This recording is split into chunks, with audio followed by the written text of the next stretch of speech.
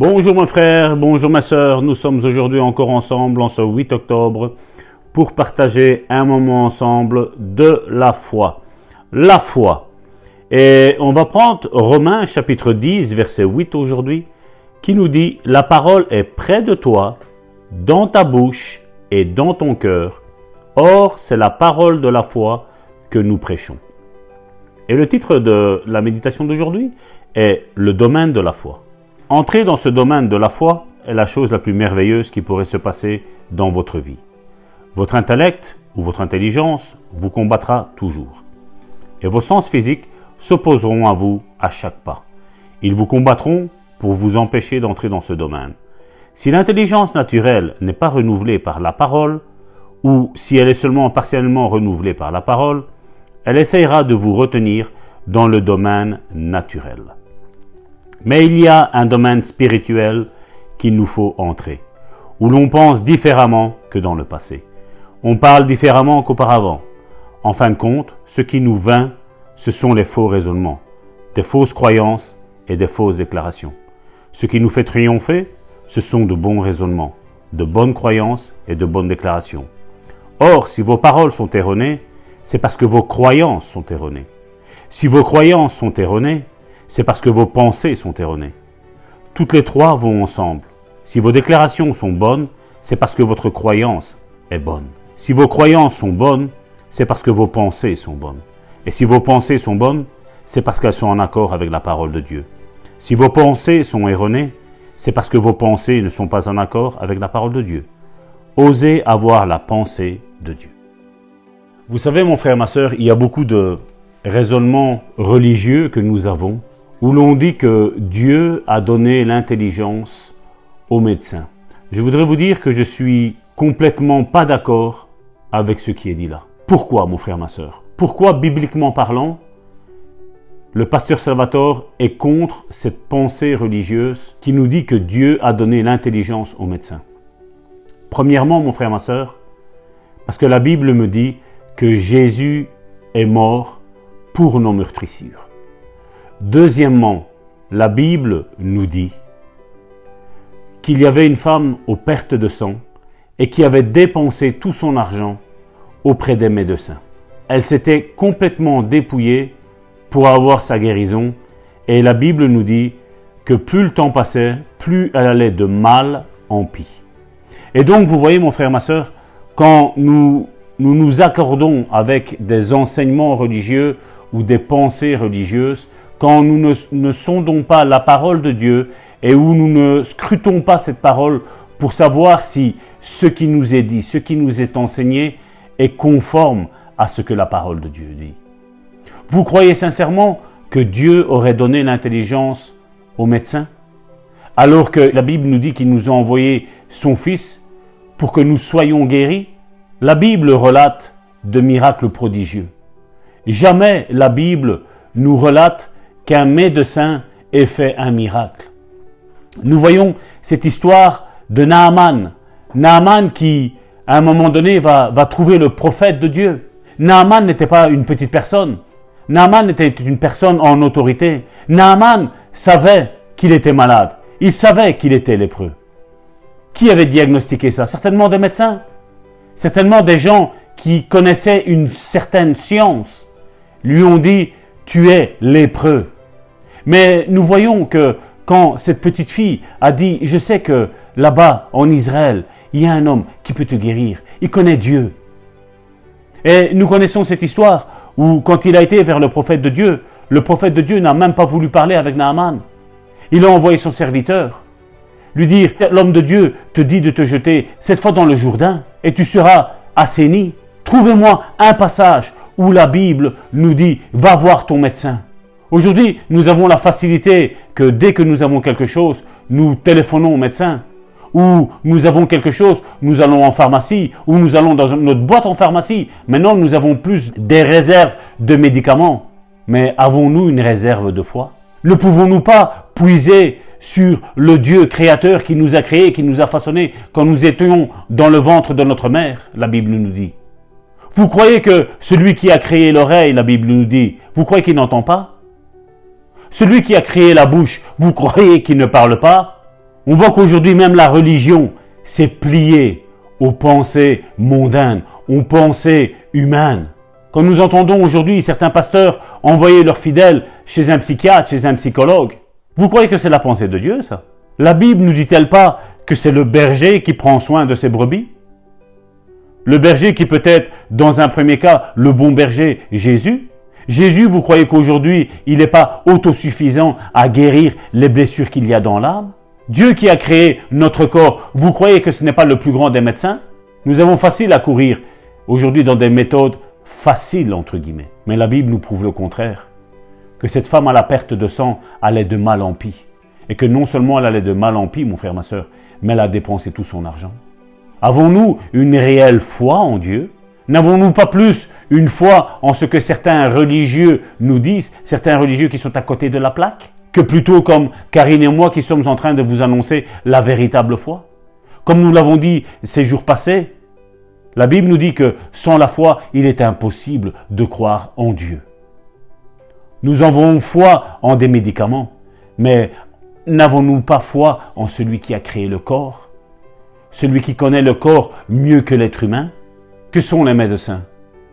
Ce sont des hommes comme vous et comme moi, certainement qui ont étudié dans ce domaine-là. Il est vrai qu'aujourd'hui nous avons une foule de psychologues, de psychiatres, mais comment se fait-il qu'aujourd'hui pour avoir un rendez-vous en psychiatrie, il vous faut énormément de temps? Nous avons connu des personnes, parce que nous avons travaillé dans ce domaine-là, où il fallait porter des gens dans des centres psychiatriques, tout était plein, alors que Dieu dit une parole, mon frère, ma sœur, et nous sommes guéris.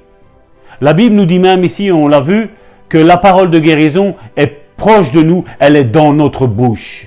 Aujourd'hui, nous avons aussi cette méthodologie aussi de courir tout de suite auprès d'un pasteur, auprès d'un ministre de Dieu, alors que la Bible, elle nous dit que voici les signes qui accompagneront tous ceux qui auront cru. Il ne parle pas de ministère, il parle de simples personnes qui ont cru dans leur cœur que le Seigneur est capable de guérir, est capable de restaurer, est capable de relever, est capable de ressusciter même les morts. La Bible nous dit de nous examiner nous-mêmes pour savoir si nous sommes dans la foi, mon frère, ma sœur. Il est facile de dire avec la bouche « j'ai la foi », mais le prouver avec des actes, mon frère, ma sœur, c'est tout autre chose. Nous sommes forts à parler de Dieu quand tout va bien. Mais il nous faut parler de Dieu quand les choses justement vont mal. Professer notre guérison, professer notre restauration, professer notre relèvement de la fosse de la mort. La question qu'aujourd'hui nous devrions tous nous poser, mon frère, ma sœur, avons-nous réellement la foi? Et si la réponse est « je ne sais pas » ou peut-être « je ne l'ai pas », ben, il est temps de plonger nos regards dans l'auteur de la foi, dans l'auteur du livre de la Bible, et de regarder, de souligner tous les miracles innombrables qu'il y a dans la parole de Dieu, où Dieu a guéri, où Dieu a délivré. Il est facile de dire « j'ai la foi », mais comment fais-tu pour croire, mon frère, ma sœur, que tourner 7 fois autour d'une muraille, à la 7e fois, elle tombe, cette muraille? Oui, c'est une histoire que nous connaissons. Oui, c'est une histoire que nous lisons dans la parole de Dieu. Mais y croyons-nous? Y croyons-nous que face aux problèmes de notre vie, mon frère, ma sœur, il suffit de tourner cette fois autour de ce problème et ce problème va tomber au nom puissant de Jésus, mon frère, ma sœur. La maladie que tu es en train de combattre, les douleurs que tu es en train de subir, la chimio que tu es en train de subir, crois-tu, mon frère, ma sœur, que tu peux dire un mot, dire maladie, sors de ce corps, sors de cette maison, sors de cette famille? Peux-tu croire que ça va partir aujourd'hui dans ta vie? Non pas grâce à Salvatore et à Karine, mais grâce à ce que tu vas dire, à ce que tu vas professer, grâce à la foi que tu vas mettre en action dans ta vie, mon frère, ma sœur. Où tu vas prendre la Bible, tu vas la montrer à Dieu et tu vas dire « Seigneur, je veux croire tout ce qui est écrit. Je ne veux douter en rien. Je veux être renouvelé dans mon intelligence. Je veux croire que tu es le Dieu de l'impossible, où tu dis une parole et la chose, elle existe. La chose se matérialise. Au nom puissant de Jésus, mon frère, ma sœur, sois relevé, sois guéri, sois restauré. Au nom de Jésus. Amen, amen, c'est vrai. Nous devons rentrer encore plus en profondeur dans les déclarations de notre bouche. Mais bien aimé, je pense que l'Esprit Saint nous conduit tout au long de ces derniers jours dans cette puissance Il veut vraiment nous révéler quelle est la puissance qu'il existe dans notre bouche et dans le domaine de la déclaration de la parole de Dieu. C'est pourquoi aujourd'hui, nous voulons faire cette bonne déclaration ensemble en disant « Je choisis d'avoir les pensées de Dieu ». Je fouille dans la parole de Dieu pour découvrir ce que Dieu dit à mon sujet et de ma situation. Ensuite, je mets la parole en pratique dans ma vie. J'y réfléchis, je la crois et je la confesse de ma bouche. Comme nous l'avons dit, ce sont des graines que nous devons semer et à un moment ou l'autre, ces graines prendront vie. Trop souvent, y compris les chrétiens, parlent à tort et à travers. Cela reflète une chose, nous ne mesurons pas le poids de nos paroles, ni les conséquences qu'elles peuvent avoir dans notre vie et celle de notre entourage. C'est ainsi que beaucoup de personnes traversent des difficultés parce que leurs paroles ont été négatives à leur sujet et au sujet de leur situation. Ils n'ont pas mesuré, ils n'ont pas compris qu'ils avaient la puissance d'en sortir par des paroles positives. Oui, mes bien-aimés, nous devons absolument prendre conscience de toutes les paroles qui sortent de notre bouche. Nous devons prendre garde à toutes ces choses. Ce sont des lois spirituelles que nous devons avoir sans cesse à l'esprit, devant nos yeux. Quand la douleur se fait ressentir, quand la souffrance est présente, quand la maladie bat de son plein, nous devons prendre position dans la foi. Même si c'est difficile, nous devons nous lever et prendre 1 minute ou 2 pour déclarer la parole de Dieu. La foi prend position, mes bien-aimés. Elle fait des pas et elle exprime ce en quoi elle croit. C'est pourquoi, nous l'avons déjà dit, nous devons prendre garde à nos pensées, parce que nos pensées deviennent des paroles.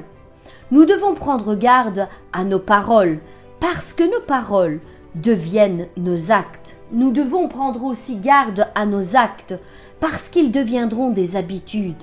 Nous devrons prendre garde à nos habitudes, parce qu'elles deviennent notre caractère. Et nous devons aussi prendre garde à notre caractère, parce que sinon, il deviendra notre destinée. Si nous méditons sur nos voies et que nous considérons ces choses au regard de la parole de Dieu et que nous nous maintenons sur la voie que Dieu a tracée pour nous, nous sortirons victorieux de tous nos problèmes, de toutes nos difficultés. Mais bien-aimés, tout est devant vos yeux. Dieu nous a déjà donné tout ce qu'il nous fallait pour sortir victorieux. Maintenant, c'est à nous lever et à nous servir sur cette table que Dieu dresse en face de nos adversaires. Quel que soit l'adversaire qui te combat, mon frère, ma sœur, qu'il s'appelle maladie, qu'il s'appelle endettement, qu'il s'appelle divorce ou chômage, peu importe qui se dresse devant toi, peu importe l'ennemi qui est devant toi, Dieu a dressé une table où il a mis tout ce qu'il te fallait, tout ce que tu avais besoin pour sortir victorieux de cette épreuve. Serre-toi, prends, mange, bois la parole de Dieu et sois fortifié par cette parole qui te donnera la force de venir à bout de ton adversaire. Il s'avancera contre toi par un chemin, mais Dieu nous dit qu'ils s'enfuiront devant toi par 7 chemins. Aujourd'hui, je déclare que tout ce qui te combattait est vaincu d'avance au nom puissant de Jésus-Christ et qu'ils s'enfuiront devant toi parce que tu t'es levé, parce que tu as réalisé que la parole de la victoire est dans ta bouche et dans ton cœur. Reçois la victoire aujourd'hui, mon frère, ma sœur, au nom puissant de Jésus-Christ. Tant que Karine faisait sa proclamation, j'ai eu l'Esprit de Dieu qui parlait dans mon cœur et qui me disait, aujourd'hui 8 octobre, il y a une jeune femme qui est là, qui écoute pour la première fois. Et tes parents, alors que tu étais toute jeune, ton père a commencé à te dire que tu finiras dans la prostitution. Et cette parole t'a choqué sur le moment. Tu as regardé ta maman et ta maman a baissé la tête, elle a dit oui, tu finiras dans la prostitution comme ta grand-mère. Et ces paroles-là t'ont persécuté. Elles t'ont persécuté qu'à l'heure d'aujourd'hui, tu es réellement dans la prostitution. Mais ma sœur, je veux te dire une chose. Même si on ne se connaît pas, je veux que tu proclames de ta bouche que tu vas sortir de la prostitution. Que Dieu va te laver, que Dieu va te sanctifier, que Dieu va te purifier, que tu vas être une femme honorable. Alors que tu as été méprisée dans ton pays, dans ton village, dans ta tribu, tu as été traitée de prostituée. Et le mot est faible de celui que je te dis, qu'on t'a proclamé sur ta vie, ma sœur. Je veux qu'aujourd'hui tu proclames que tu es une femme honorable, que tu vas être une femme qui va être aimée par ton époux, où tu auras des enfants, où tu seras épanouie dans un mariage, dans un véritable mariage. Tu ne te sentiras plus comme une marchandise, mais tu seras une femme aimée de ton époux, aimée de tes enfants, au nom de Jésus. Mes bien-aimés, je vous bénis, et je bénis cette sœur, cette future sœur, qui a écouté ce message aujourd'hui. Dieu va changer vos vies, mon frère, ma sœur. Vous n'allez pas rester dans la situation dont aujourd'hui, 8 octobre, vous êtes. Dieu va changer les choses, mais proclamez des bonnes choses. Inversez la tendance. Si on vous a maudit, inversez cette tendance. Bénissez-vous. Vous avez le pouvoir, l'autorité de vous bénir, parce que vous êtes fils et fille de Dieu. Vous avez un héritage céleste comme il est mis dans Éphésiens chapitre 1 verset 3. Dieu nous a bénis de toute bénédiction spirituelle. Amen. Mon frère, ma sœur, si ton père a dit que tu étais un raté, dis que tu vas réussir dans la vie. Proclame que tu vas être un chef d'entreprise. Proclame que tu vas être quelqu'un qui va guider. Proclame que tu vas être quelqu'un qui va conduire un peuple. Au nom de Jésus. Je détruis toute malédiction qui a été lancée contre ta vie. Toute parole qui a été professée dans les ténèbres, je les renverse. Je mets la lampe et la lumière de Dieu sur tout cela. Amen. Et tout sera changé. La malédiction va être changée en bénédiction, mon frère, ma sœur. Amen. Tu ne mourras pas, tu vivras et tu raconteras que ce 8 octobre a été un grand jour pour ta vie, mon frère, ma sœur. Au Alléluia. nom de Jésus. Amen. Soyez bénis, mes frères et mes sœurs, et à demain pour une nouvelle méditation.